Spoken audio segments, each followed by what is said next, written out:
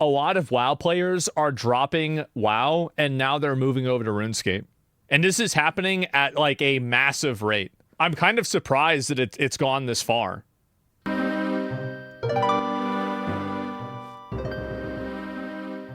Why are there so many World of Warcraft players switching to old school RuneScape?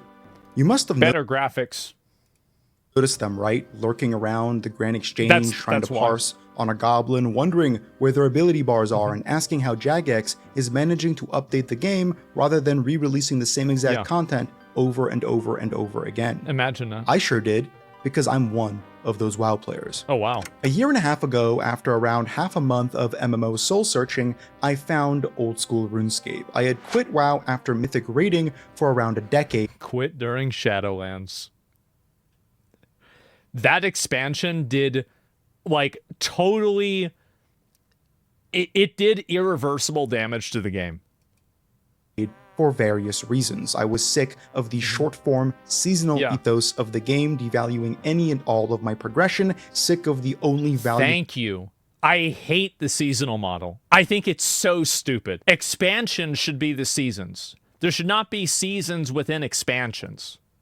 Content it's being too fast. instanced, bored of the binary itemization and samey loot, and disheartened by Blizzard's complacency with the classic incarnation of the game. Clearly, I wasn't the only one. Mad Season, Guzu, Caradus, Savix, and more have since begun their first steps into this beloved, curated sandbox. So they're all going over to... Everybody is going over to RuneScape now. About RuneScape seems to have translated for the World of Warcraft player. Wow. And why? First, we must acknowledge where these WoW creators come from. Unlike myself, most of them are classic WoW players, an old school 2004 incarnation of World of Warcraft, much like the best version of the game, by the way. Old school RuneScape by is a mile. of RuneScape. It's not even close. Unlike OSRS, though, this version of World of Warcraft is following the timeline of WoW itself. Yeah. Blizzard has been updating classic WoW every few months with new patches and eventually the very same expansions that released years ago. The initial release in 2018 is now entering the Mists of Pandaria expansion and resembles Retail WoW, the modern game, much more than it does Classic WoW or Vanilla WoW, the version from 2004. WoW turned into Retail WoW in the patch for Trial of the Crusader. That's when it happened. Before that, it was WoW. After that, it was Retail. Interesting to imagine a version of Old School RuneScape that just kind of began releasing all the same updates, eventually ruining the game for the very same players that returned to it because it lacked those updates. Yep. Blizzard understood and saw this as the player base continued to shrink. Therefore, they opted for the seasonal servers that remixed the standard classic vanilla WoW experience. The Season of Mastery, and eventually the Season of Discovery. These year-long servers run down the line of all the same patches that were released between 2004 and 2006. I think the reason why these didn't really catch on and retain a player base is because a lot of people don't want to invest into an MMO that's transient. Like, people don't want to put all of their time and energy, effort, and emotion into a community and into a world that they know is going to disappear in a year.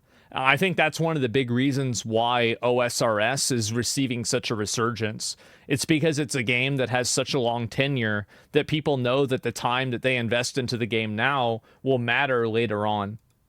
Updates. The latter, Season of Discovery, or SOD, introduced runes and granted all kinds of player power in the form of new abilities and many, many old ones from future expansions, as well as reworked some of the raids and even added one new raid toward the end. Yeah. It was an interesting experiment. Finally, Blizzard released the Classic Anniversary servers, so just Vanilla Classic again, for a second, or some would argue, fourth time.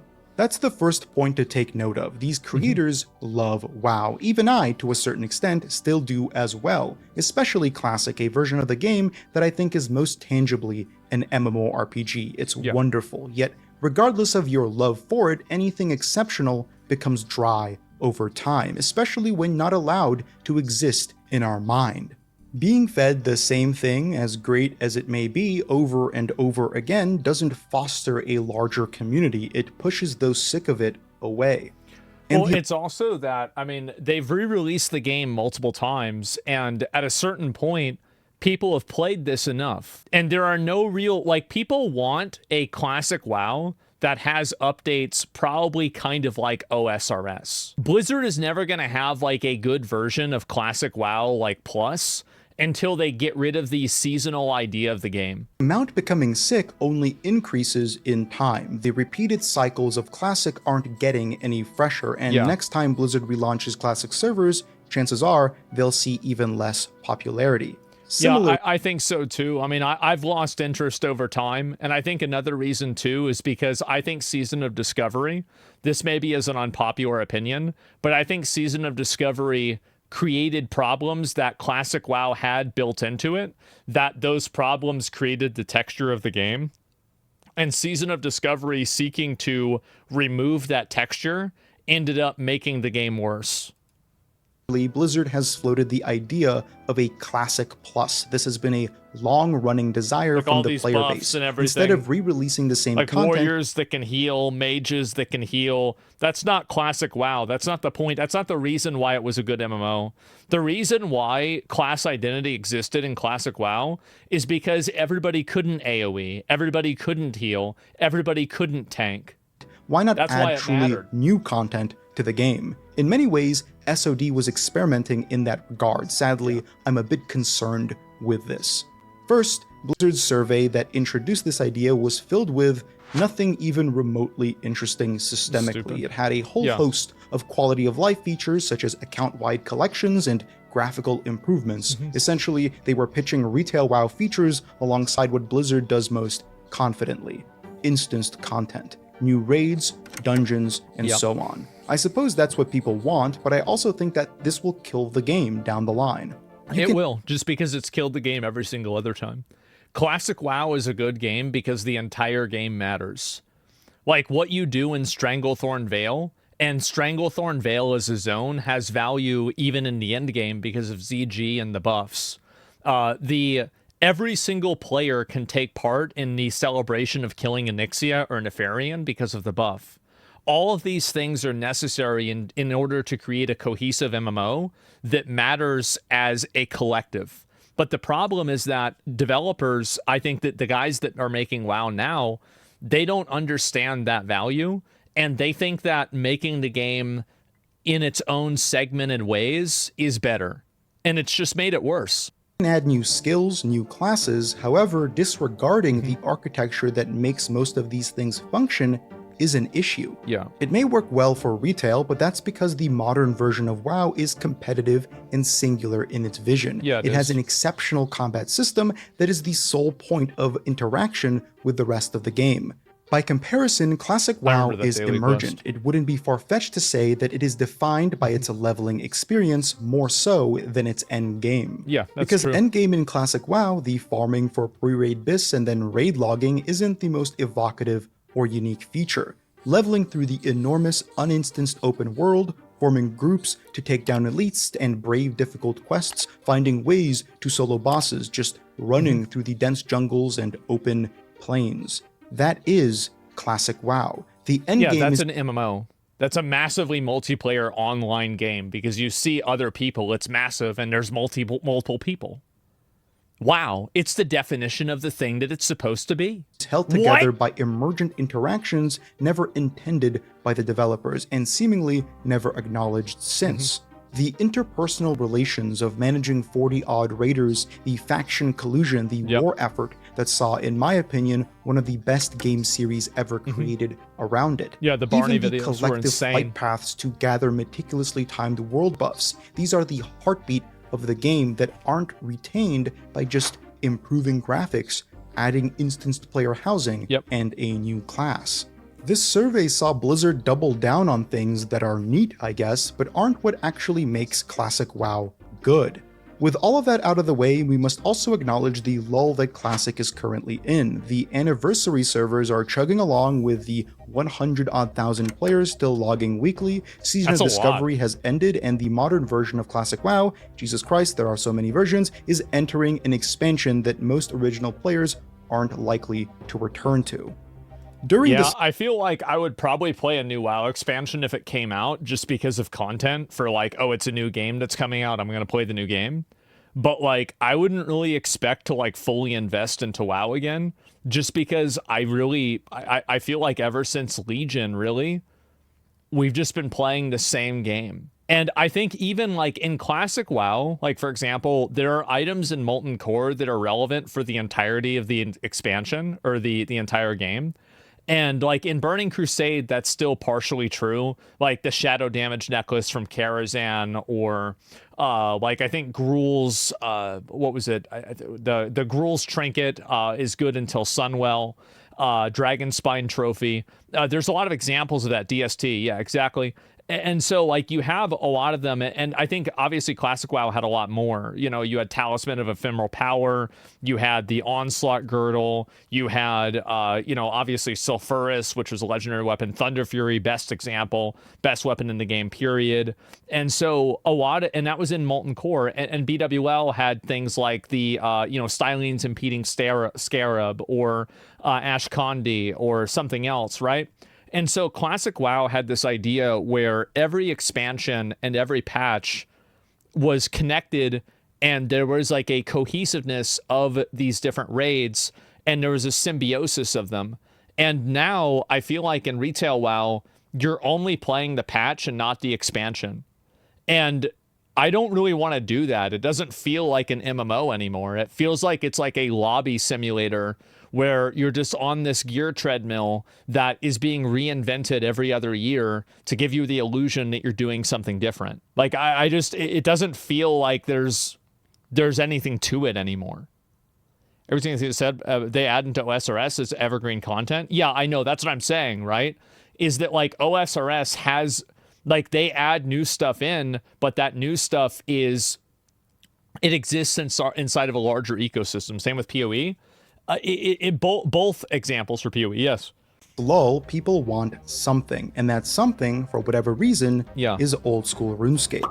RuneScape and WoW have a combative history with one another. I'm sure older players remember just how competitive and defensive these two groups were. The RuneScape versus World of Warcraft videos on the fledgling website known as YouTube were a not uncommon thing to see. The arguments at a lunch table, the friendships broken or lost, all of it laid a foundation for many experiences in the mid-2000s.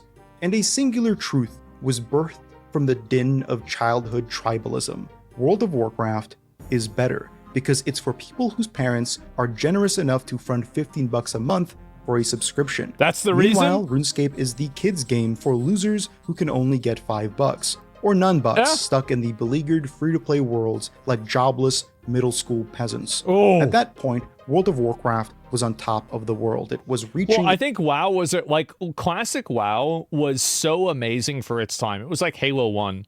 Like, there are some games, like, for example, Super Mario 64, World of Warcraft, Halo 1, that were just such generational, massive successes, like Elden Ring, probably another good example of it, that it just totally Zelda. Yeah, there's like a handful of others too, Oblivion maybe. These games were just so insanely fucking good. But the problem is that while World of Warcraft, I think, has better gameplay than OSRS, I mean, by a mile, it has better graphics, etc., and it feels better to play. As somebody, like, I didn't really play OSRS a lot, but I think WoW feels better to play, at least classic WoW does.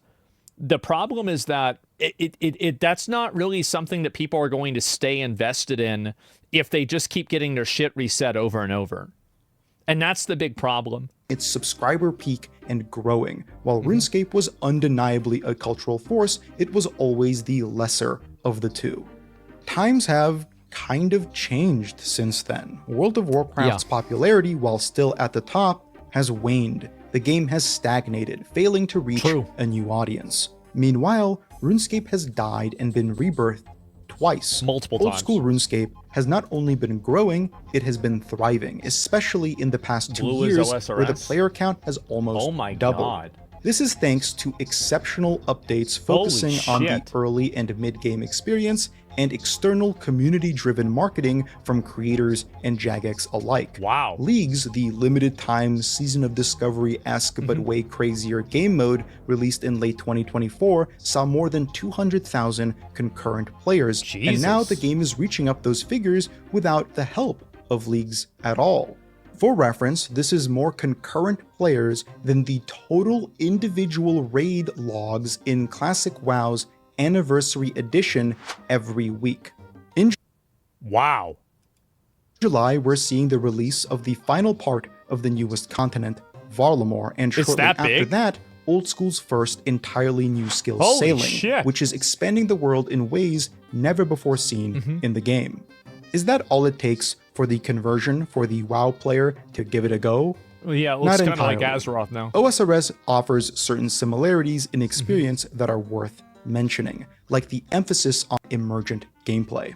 Emergence is when unique, surprising interactions arise from engagement with standard systems in a Devilstorm video Mafia. game. For example, in WoW Classic, it was the coordination between half a dozen guilds to time their world buff drops Or that too. for the most amount of players to make sure there are no overlaps. These are methods of interaction never explicitly designed by the developers. They emerge thanks to player need and GDKP creativity. is the same thing. My favorite emergence system in Classic WoW was learning Dire Maul tribute runs on my Hunter all the way back in 2019. Not only was it a difficult solo challenge, but selling the loot and buffs to different players was a really cool way to earn money. Yep. These things don't exist in retail WoW. The game has been I think his point right here is so good, because this is the main thing that I don't like about retail WoW right now, is the fact that retail WoW is effectively, it's been totally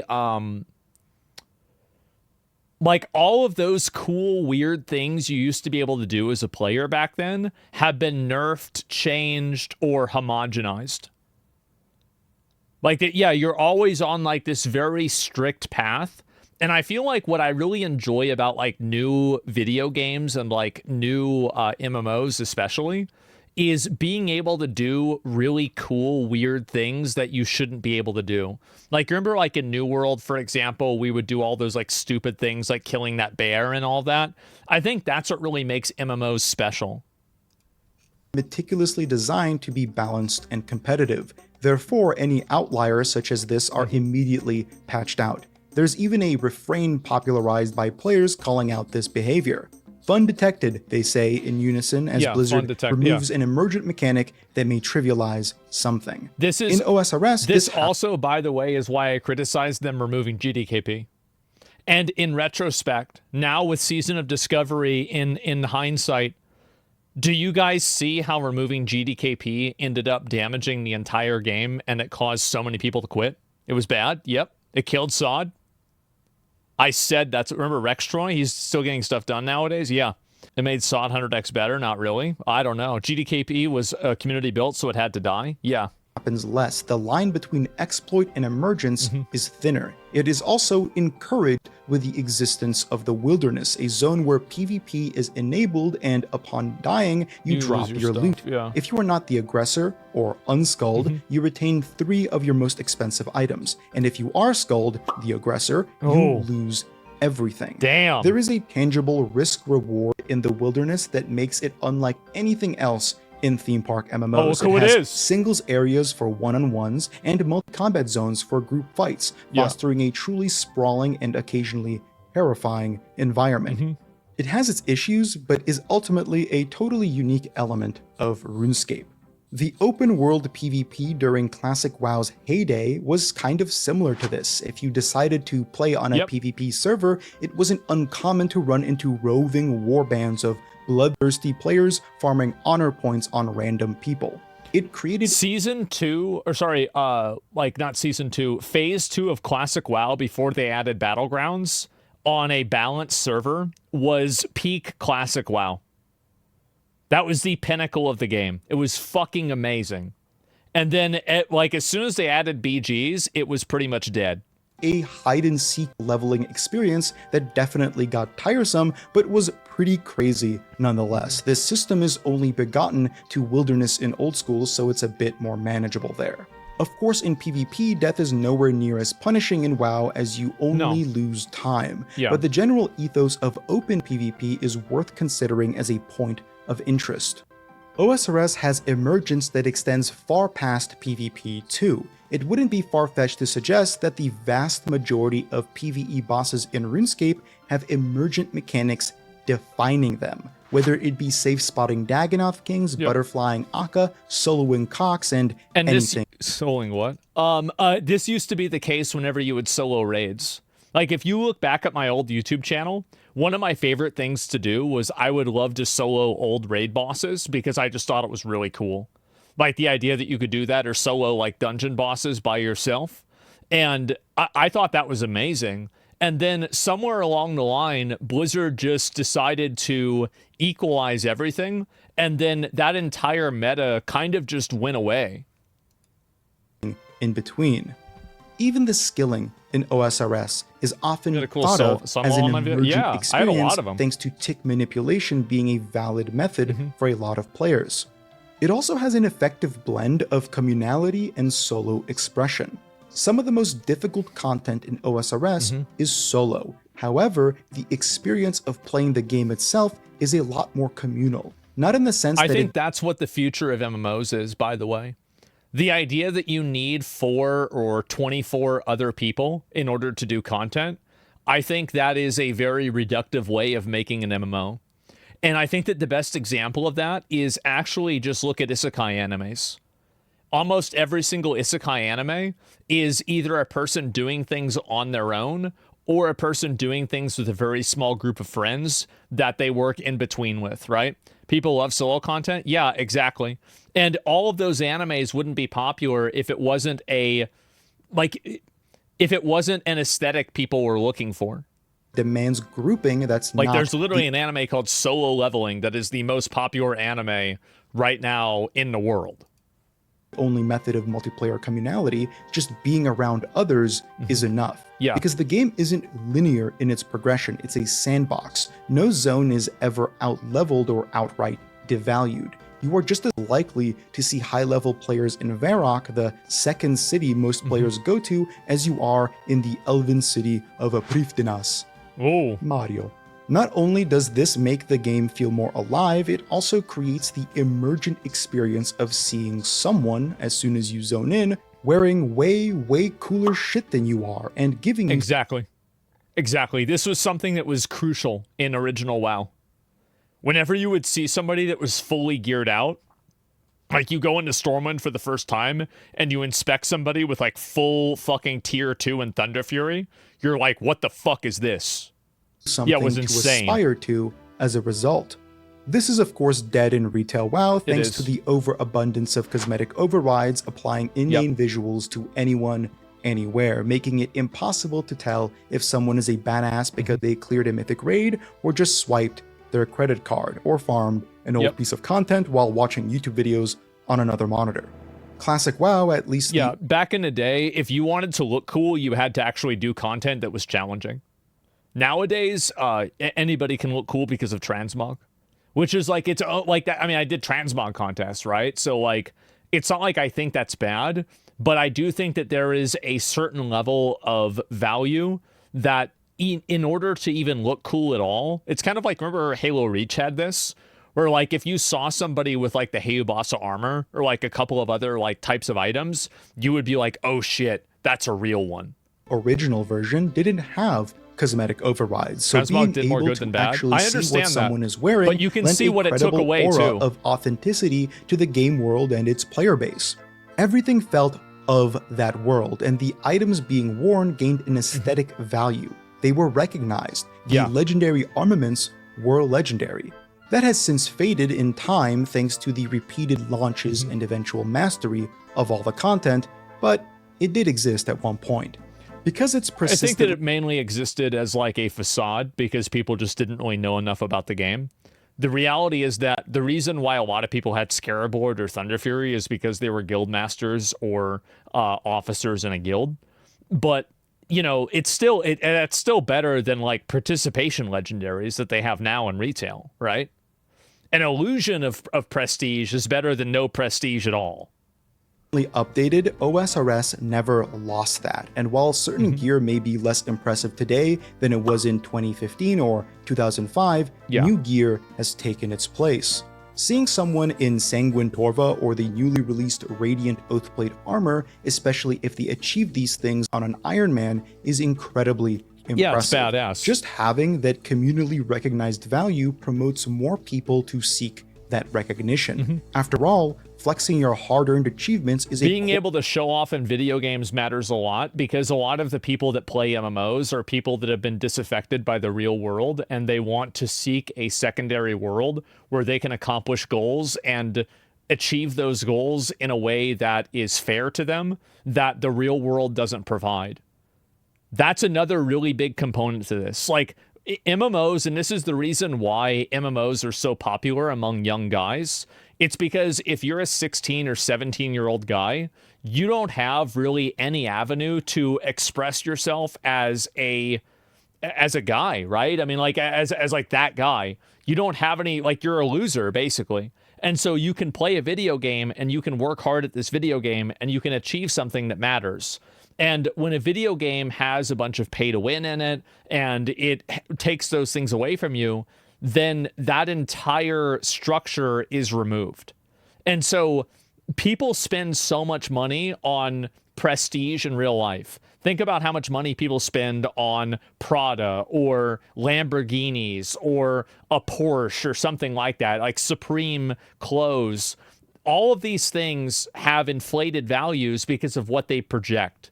And what I'm saying is that for a lot of disaffected and young people, video games provide an alternate form of them to be able to seek out that same satisfaction that they're not able to achieve in real life. Or part of existing alongside other people, whether it be in-game or not. World of Warcraft, at least right now, is failing to offer That's sad. You could say that it's sad, but I also don't think it's really, I think it's natural. If you're a young guy, you want to find a place where you'll be taken seriously and treated like an adult. Like, that's what you want. Like, you don't want to be treated like a kid. Like, that's what happens. It's natural. Yeah, this has been going on for thousands of years.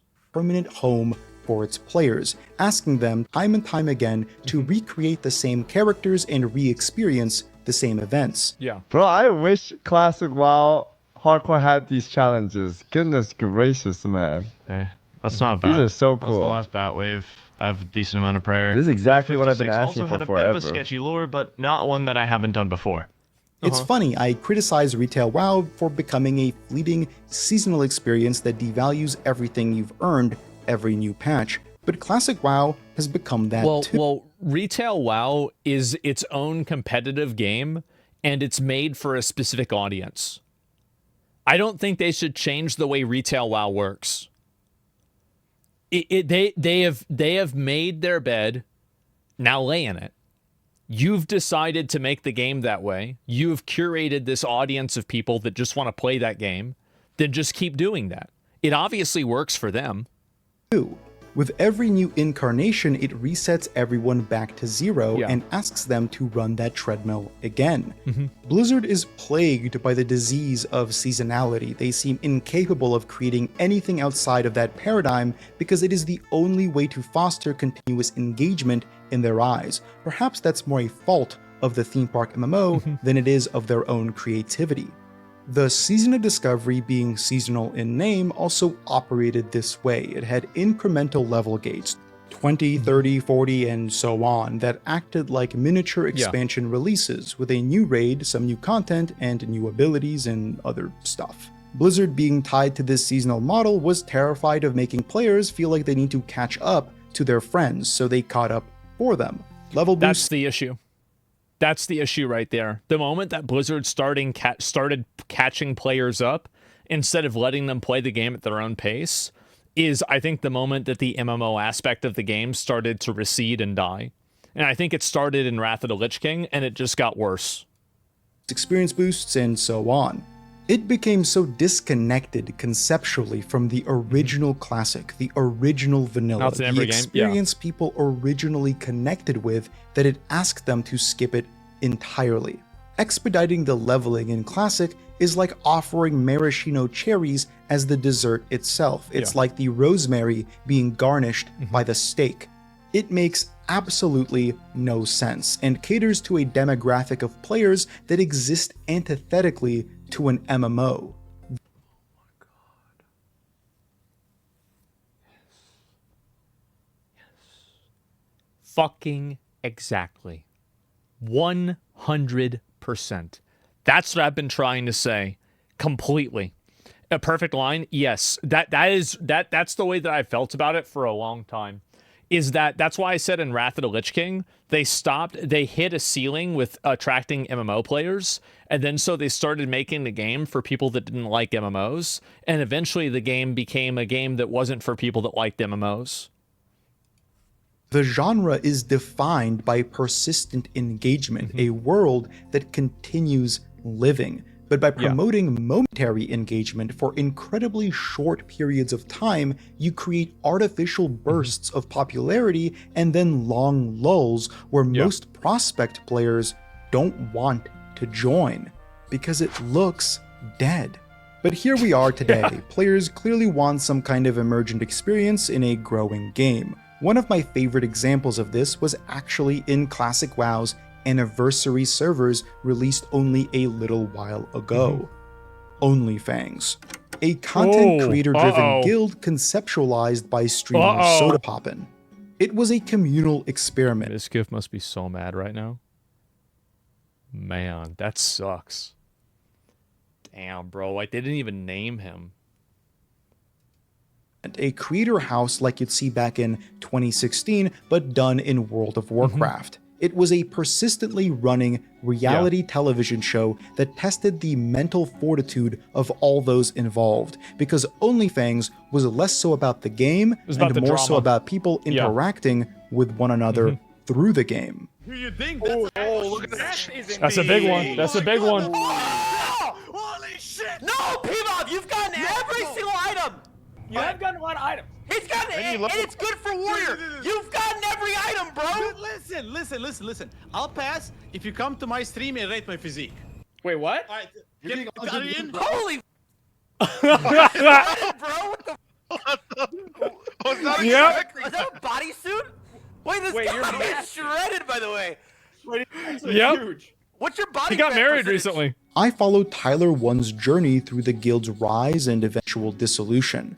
Tyler 1 is, of course, another streamer, popular for his abrasive and somewhat controversial personality and exceptional League of Legends play. Never having played Classic WoW before, he ventured into OnlyFans with an open mind.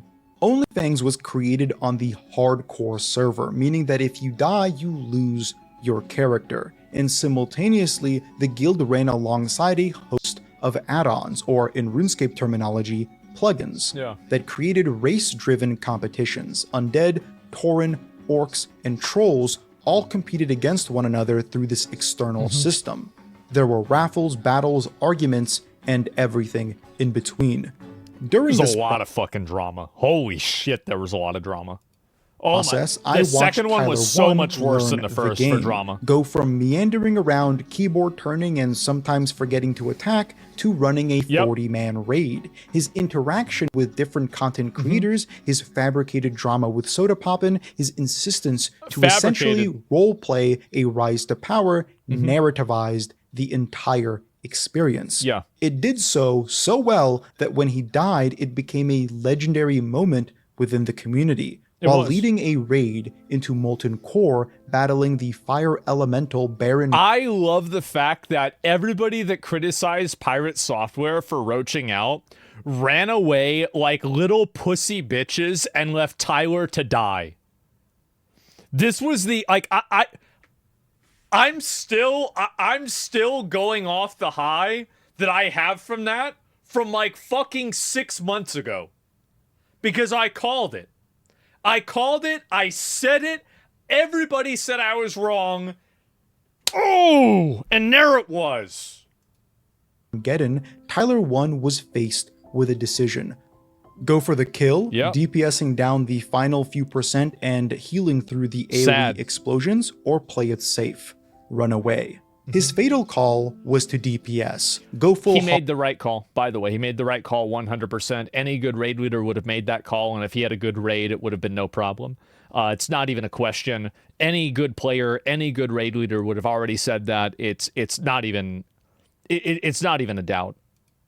As they say, Zug the Zuggler, full send, and his shouts echoed through the voice call, unaware that many had already begun to run, because when a death means a reset of your progress, it's every man for himself. Go back in, everybody back in, everybody back in. I'm death wishing. Big heals. Big heals on me! Big heals on me! I'm death wishing. Big heals on me. Holy shit. Let the pop. Big heals on me! Big heals on me! You can't lift. They could have easily killed him here. They could have easily killed him. Any good raid leader at any period in time, anybody knows this is a 100% stay in and finish the boss. You have 1, 2, 3, 4, 5, 6, 7, 8, 9, 10 warriors in the raid. If each one of them pressed execute twice, this boss would be dead. Finish it! Don't run! Finish! Finish! Don't run! Finish! Finish! Oh my god! No! The boss fell, but not without the death of many of those brave enough to fight alongside their war chief in his final. That's right. Just like Garrosh. He was right about everything, and if the rest of the horde had stood with him, he would still be the war chief. He was betrayed. Moments. This felt like the end of the story, and for many, it was. It was facilitated by Classic WoW, by the hardcore servers, by the raid itself, but this existed only due to the emergent methods through which these creators decided to approach this re-release. Why do I bring this up though? For an OSRS player, it may be obvious. This happens all the fucking time in RuneScape. Not on the same scale as OnlyFans and Sodapoppin's achievement of managing to wrangle in the egos of dozens, if not hundreds, of content creators for months was unlike anything I've ever seen, It was but in impressive. a microcosm. This is RuneScape's most common creator-driven element. The best comparison is Deadman All-Stars, wherein a large OSRS content creator solo It is crazy how I was right about everything. It really is. It's sad. It really is sad. It stores up air and pirate. Yeah, I know. It's scary. I said the most humble. Well, that I think that story shows my humility. Is because I knew people could not see the truth. People would not believe the truth even when it was explained to them, and they had to see it for their own eyes. And I waited because I was confident that I knew what would happen. And I was right. Teamed up with Jagex by obtaining a custom server wherein 35 of the largest content creators in the game created teams of 5 in a full PvP version of the game. Almost every area became dangerous. Oh, that guy got fucked. In these servers, all 35 creators had expedited experience rates and drops, and a bit over a week of time to gear up for the finale. A King of the Hill style one-on-one deathmatch where they, donning the gear they've collected, were put to the test against one another. That's pretty cool. The 10-day period that this event spanned was amongst the most fun in the game's history, as following the individual and group-wide achievements and battles became so many people's day-to-day habit. The battles fought, the gear lost, the upsets, the strategies, the drama. It felt like a condensed version of OnlyFans buoyed by each creator's personality, loudest of which was Odablock. Odablock is the largest.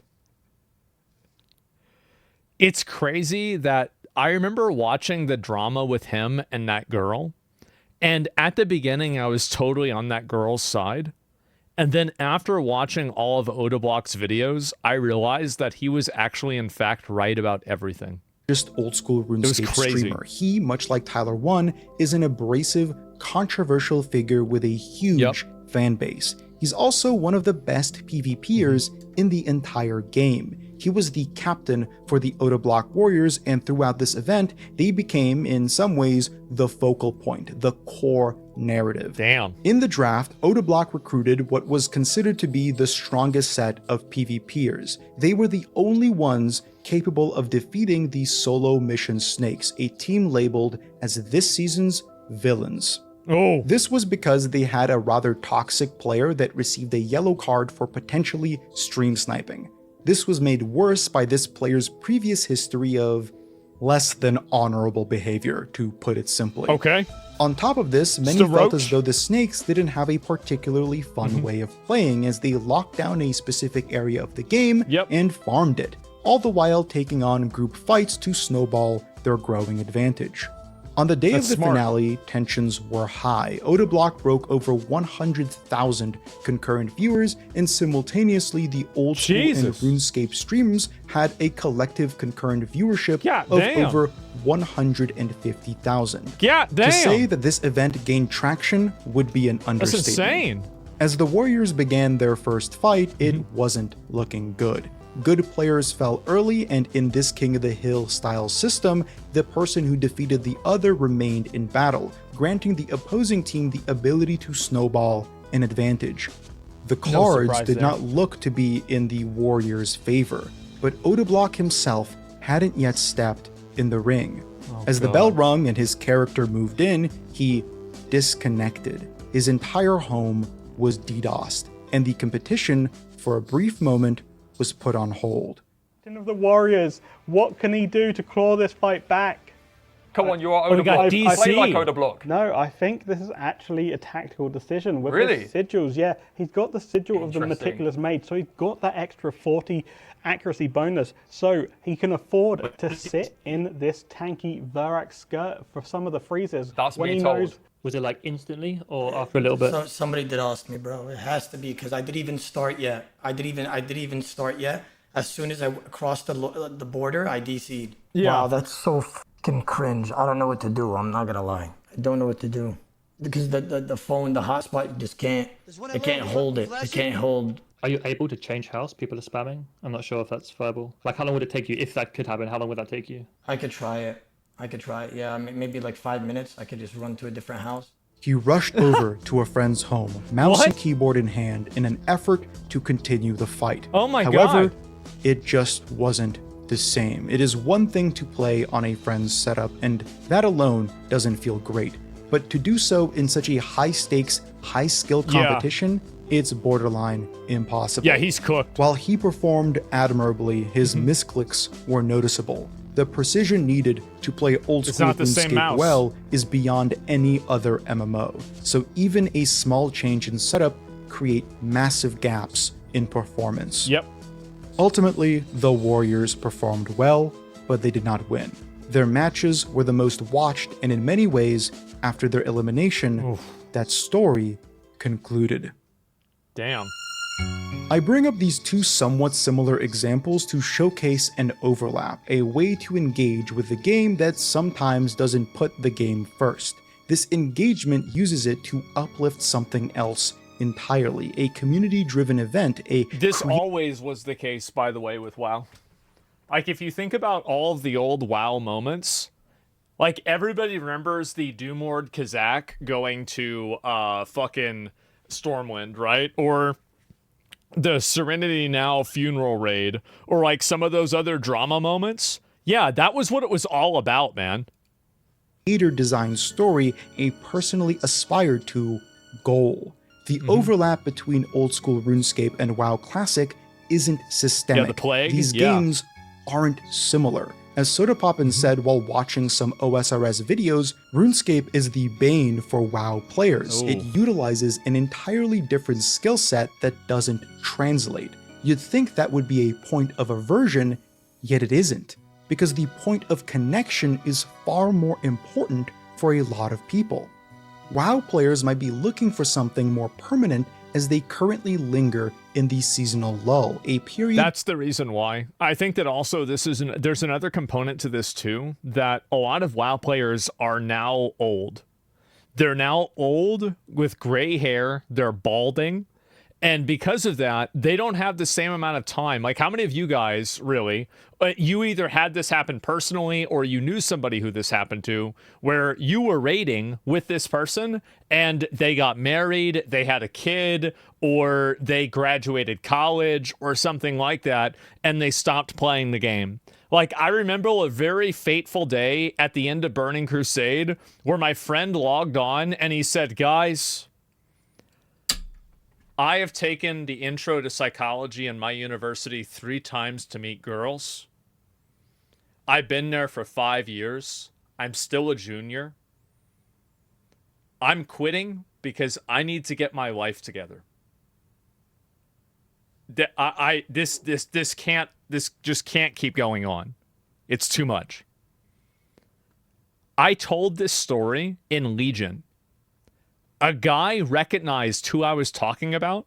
It was a paladin named Talinor. He said Talinor got married. Yep. So he actually did it. And he quit the game and he got married. He graduated college and got married.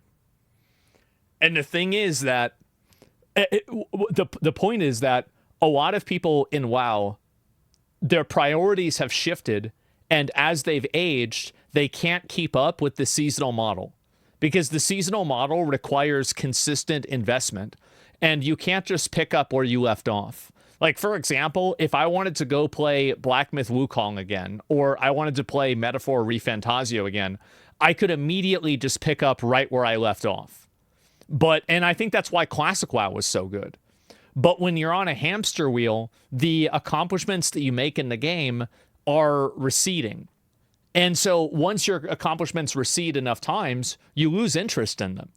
And I think that's what's happened.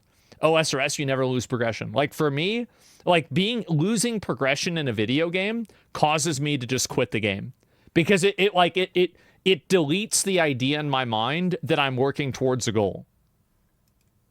Between when their progress finished and when they must start it all again. A point of reflection that surely has some ask, why do I want come back to do it all again?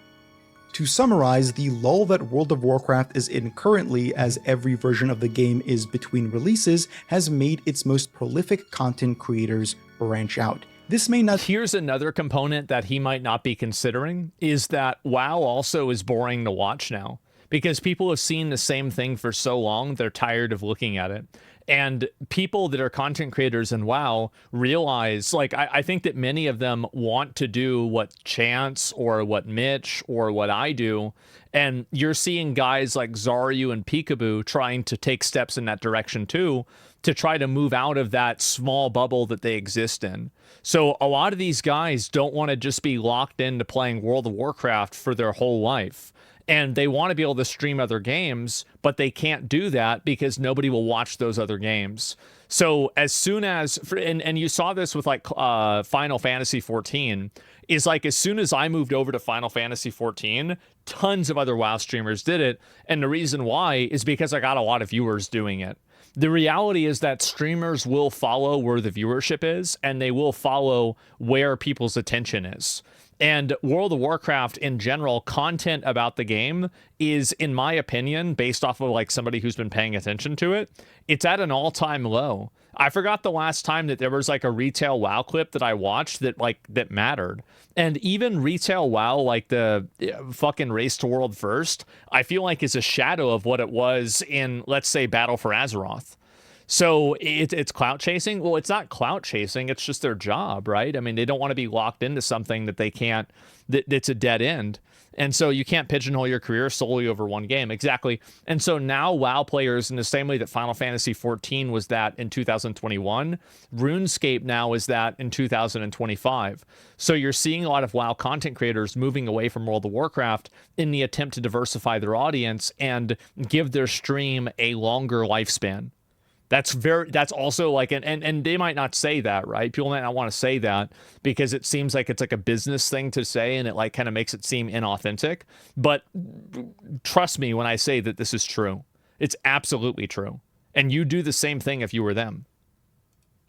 Be a permanent investment, but it surely is interesting to see. These two old titans of the industry are still rubbing shoulders, but the balance of power might have started to change.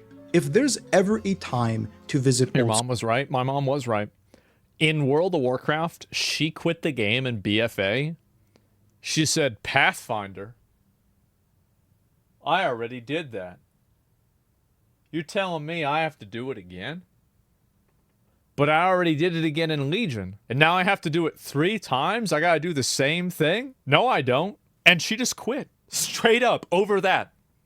That was why she quit the game. She realized that she was on the hamster wheel. Oldschool Runescape, Yeah, it's no, now I don't. on the cusp of its largest update. The benefit of it being a curated sandbox is that each edition is additive. The game has only become larger with time. It doesn't cannibalize itself with seasonal content. That alone could be something interesting to players that have become so accustomed to being cannibalized. I was one of them, after all, tired of spending months earning what became cosmetic overrides devalued by a glut of cosmetic overrides. WoW felt like it was shrinking, not in player base per se, but as a world. With the scope of the game becomes smaller. And now I feel like most people, if I watch most WoW streams, like retail WoW streams, they're either in an instance or in the city. There's no world of Warcraft. There's just menus of Warcraft. Edition, that's it. With every update, the amount of land expands, but the relevant content only inhabits a smaller and smaller fraction of it.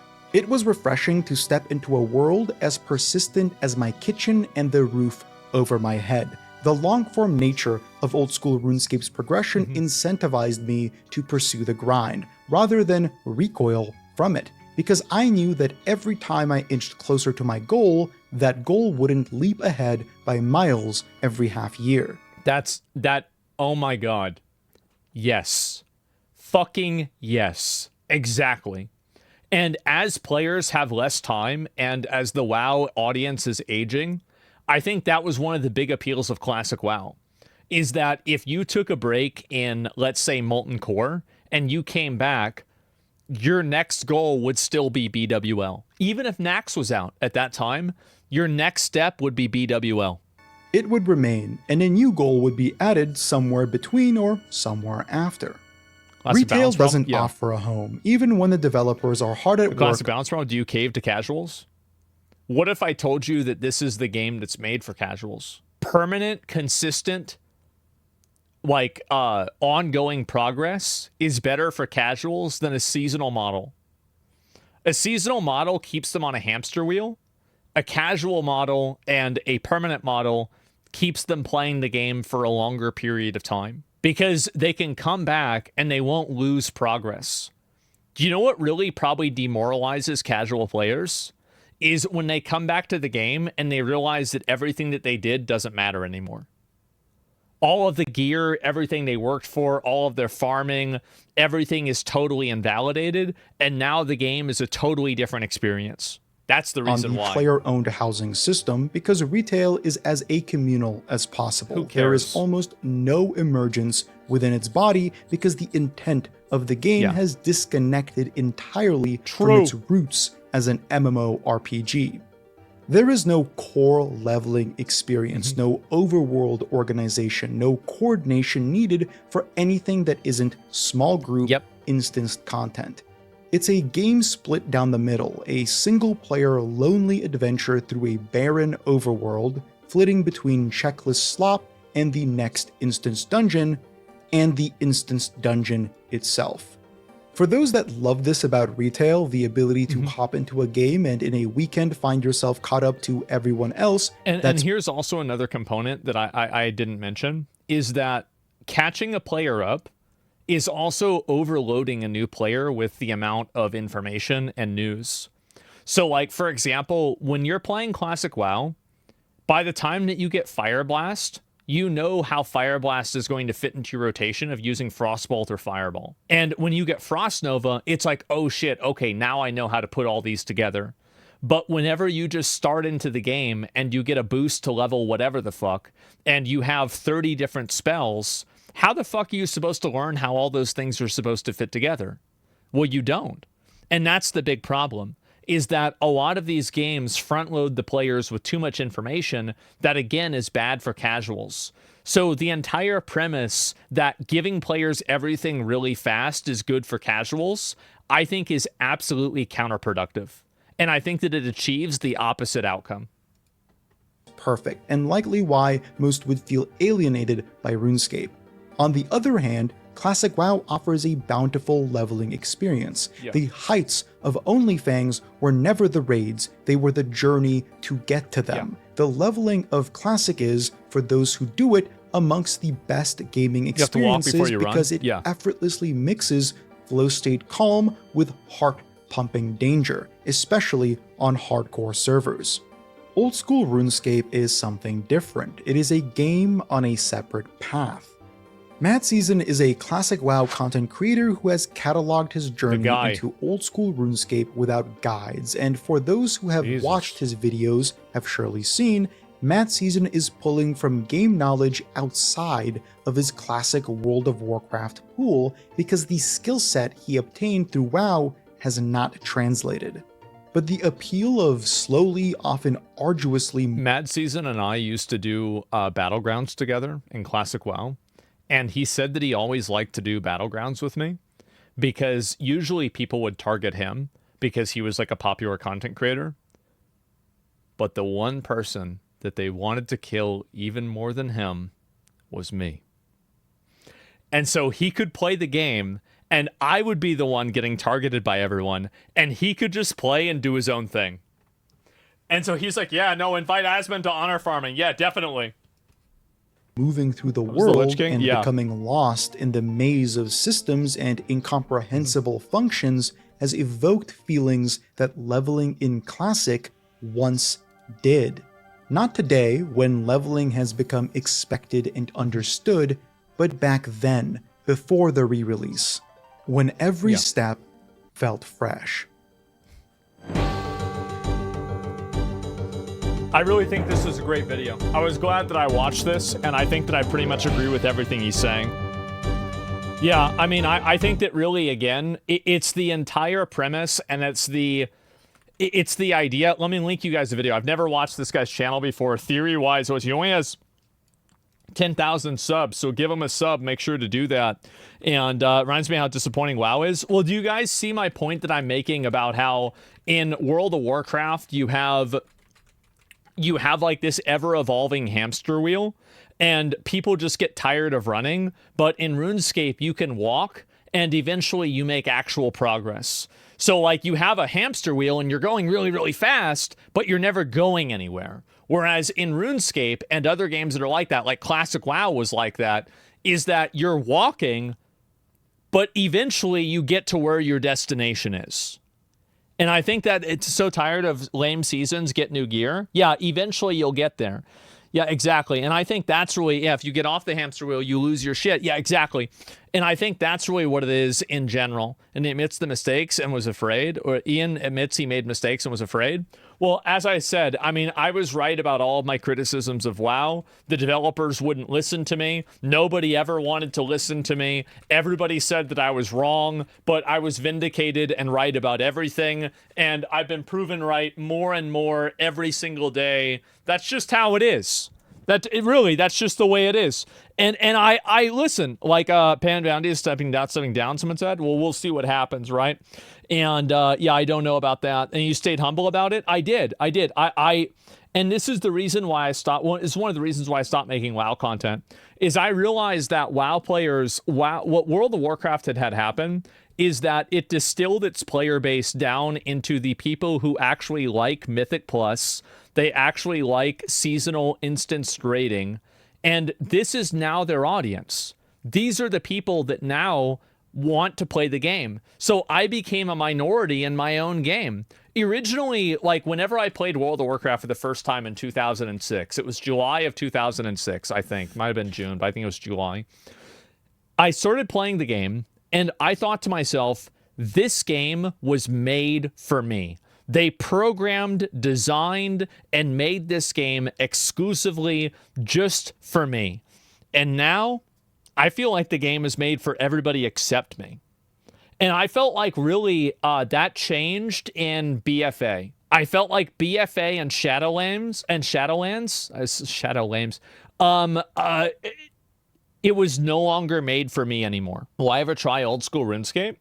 I don't know if I would or not. I mean, I really don't know. I recall you adamantly saying people play OSRS for nostalgia. Now it seems like you understand what Jimmy was saying about the game. It's not nostalgia, it's constant. What do you think about that now? Is it just nostalgia? I think that obviously nostalgia is really important, and I think that denying that nostalgia plays a huge role in OSRS's popularity is not true. And I feel like if you released a game like OSRS today, would it have the same success that OSRS has now? I don't think so. But again, it's the same with Classic WoW. If Classic WoW was released today, would it be as popular as it was in 2004? No, but that doesn't mean that it wouldn't be a good game and it wouldn't do well. So, like, I think it's a matter of nostalgia does play a big role, but the game quality has to be there for that nostalgia to really stick.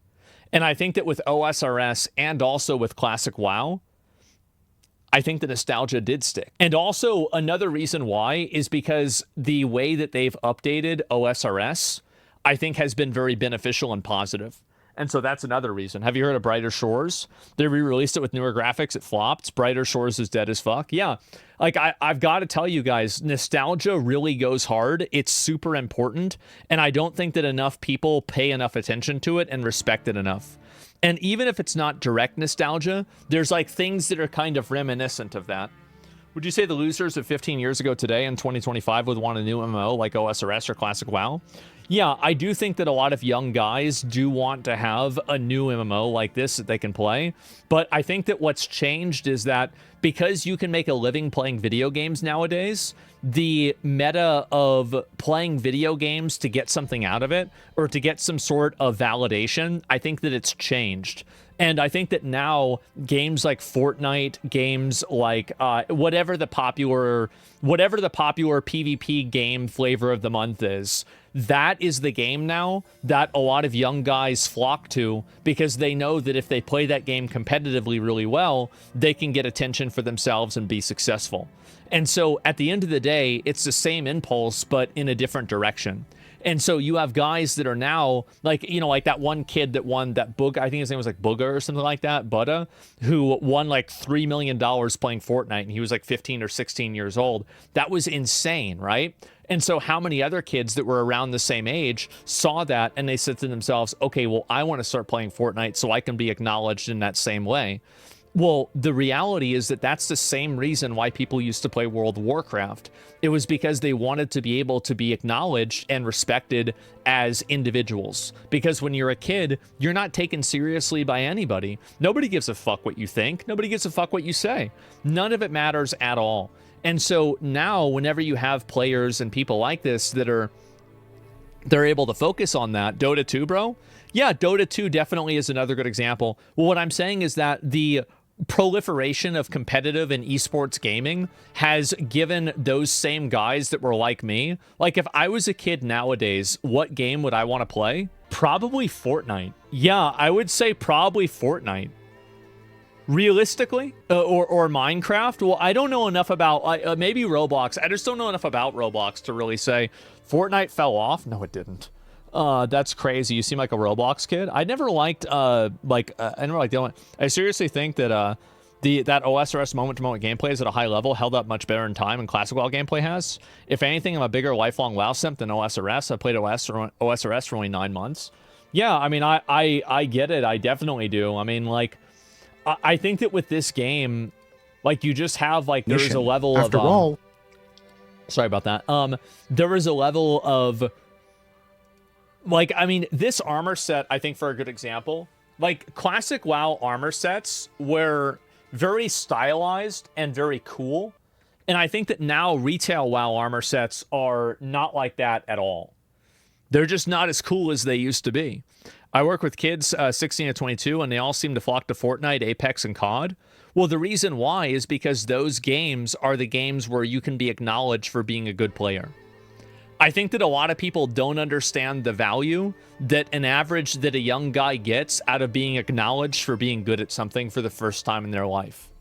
And I think that video games provide that first chance for a guy to be able to do that. The thing is, the armor is insanely hard to get. It's literally 0.01% of the player base that have it. Well, that's why it matters. Yeah, that's it. Reaction time is better when you're younger. Yeah, definitely that's it too. OSRS acknowledges you for being good. Yeah, of course. At what point do you draw the line between people playing OSRS because they yearn for a good game design like in the past versus it's just nostalgia? I don't think you can divide the two. I think that it's a confluence of things. People like the old school graphics. People probably also like the style. There's probably people that stick around with the game because they played it for 15 years. Like you have, it's the same as WoW. Like if WoW got released today, would it still be as transcendent of a success as it is now? No, probably not. And so that's really, most people can't even do the Inferno. Well, yeah, I guess.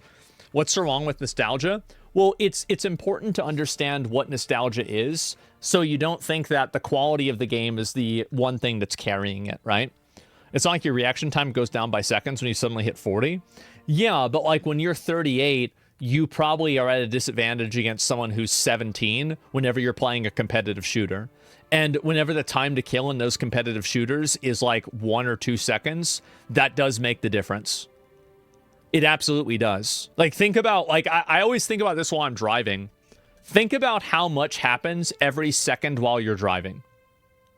A lot happens in 1, 2, 3, 4, 5. A lot can happen inside of that 1 second. And so, like, really, yeah. So, like, you really have to think about inside of fucking, like, like a millisecond. Or, like, 10, like, you know, 1/10 of a second, basically. Same with fighting games? Yeah, definitely. The hard drive is full at 38. Yeah, sure. You can compensate in other ways if the difference is noticeable. Yeah. Obviously, reaction time is mostly genetics. Age is not the most important factor. Well, I didn't say it was the most important factor. I said it was a factor, and it is a factor. And even the person with genetically good reaction time will have genetically worse. Will have age. Their reaction. That same person's reaction time will be worse at 38 than it was at 17, and it'll probably be even worse at 58 than it was at 38. So obviously every single person exists on a spectrum, but that doesn't mean that the spectrum doesn't follow trends according to age. That's all I'm saying. Age is a massive factor. Yeah, I think so in a lot of cases, except just like your hearing is. Yeah, it's a spectrum. And so anyway, I think that's one of the big reasons why RuneScape is popping off. And I think also, like, if I look right now, like what's happening in World of Warcraft today, let's find out. So we've got, let's see what's happening in the game, and we will go viewers high to low. This is classic WoW again, retail WoW. There's only 2 people that have more than 1,000 viewers. Again, like you just look at the game, it's just, it's so hard to even understand what the fuck is even going on. Like I'll wait for them to do something, and then you're going to see what happens, right? Well, New World is dead. New World is super fucking dead. Like, nobody's playing that game anymore. It's pretty much done. So, yeah, I don't think that's it at all. So, the game, there's too much noise. Yeah, there's just too much happening. There's too much stuff going on. And it's just too complicated. And we're number 2 on Warcraft's directory in offline mode. Yeah, I wouldn't be surprised. I mean, like, that's really not a big surprise to me at all. And so my guild was like my family. Do you think WoW needs to die? No, I don't think WoW needs to die. I mean, definitely not. But like, if you look, like just give it a second here, and we'll look at like what's happening on the screen, because usually this is one of the. I think they do a big pull at the beginning, right? Usually they do. Like this, if this is like the way they used to do the fight. Okay, yeah. Watch what's happening on the screen. This is insane.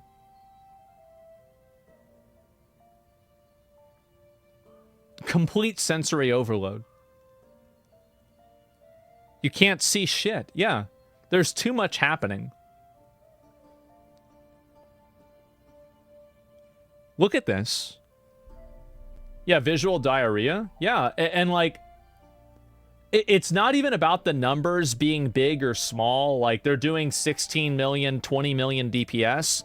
That doesn't matter. Like, if the numbers were, like, doing 20 or 60 DPS, it would be the same problem. There are just too many things happening on the screen and too much going on in order for people to understand at all what's happening. And it's completely... like, it's completely unapproachable for anybody who's, like, a casual player. And, like, if you compare this to... nobody's even playing the game. They're all fucking opening cases. Okay, well, let me get a better example. Okay, well, let's look at Valorant, for example. If you look at Valorant, it's very obvious what's happening in the game. She just shot somebody. It's simple. And then she just got shot. It's simple, right? That's the difference. Is that a lot of these games are just totally fucking unwatchable.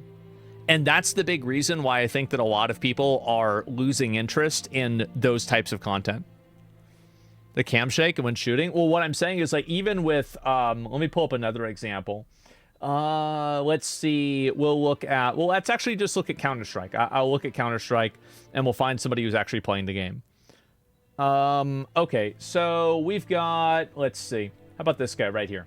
This guy looks like a guy just playing Counter-Strike. Yeah. This is very, very simple. You have a guy with a gun, and there's somebody shooting him from the smoke. Valorant's very cluttered a lot of the time. Yes, I know that, but compared to WoW, it's not. Extremely simple game. And so, like, as a viewer, in my opinion, I think Counter-Strike is the chess of esports. I think that in 10, 20, 50 years, people will still be playing Counter-Strike on Dust 2, and there will still be a big audience for it. Definitely. The game is a lot... Yeah, exactly, right? And the reason why is because it's easy to understand. That's the other really big factor that a lot of people don't really pick up on. Gavin stays winning? Yeah, exactly. I'll be 70 years old? Yeah. And this is the thing. And so, like, you can very easily see what's happening in each of these rounds. And I think that that's the reason why a game like that is so successful. And then if you compare that, like, for example, let me look at some other popular games that are going on right now. Let's see. Are there any other, like, actual, like, games that people are playing? Not really. Nobody's playing video games anymore. League? Just pull this one up. This is still complicated, but it's infinitely less complicated than World of Warcraft. And it's also the same level of complicated for everybody. So, for example, the amount of complexity that you're looking at right here is the same amount of complexity that everybody else will be seeing also. So, another big issue with WoW is that everybody has their own... Everybody has, like, their own UI in WoW, which makes the game even harder to approach and understand as a casual player. And so, like, you're watching this guy play the game, which is going to be very different than watching another guy play the game. Yeah, the setup for it, right? And so it's just difficult to understand at all. And I'll see if this is even Classic WoW. Yeah, and you can see Classic WoW still has the same problem, but the problem is much less obvious. It's a lot simpler and easier to understand. And I think that's one of the big differences that people need to understand about the two games.